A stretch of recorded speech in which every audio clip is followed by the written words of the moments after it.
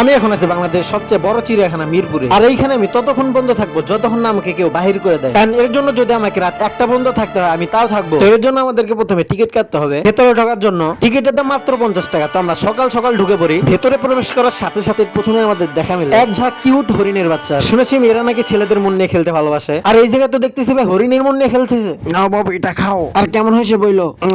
এটা খেতে আমার একদম ইচ্ছে করছে, কিন্তু এতে দরকারি খানিকটা প্রোটিন আর এনার্জি আছে।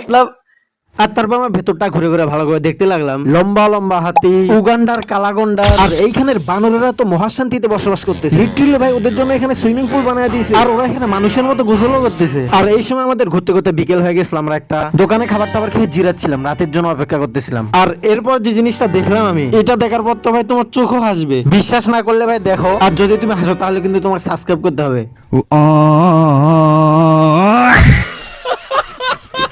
मतलब वो अलग ही लेवल का बंदा था।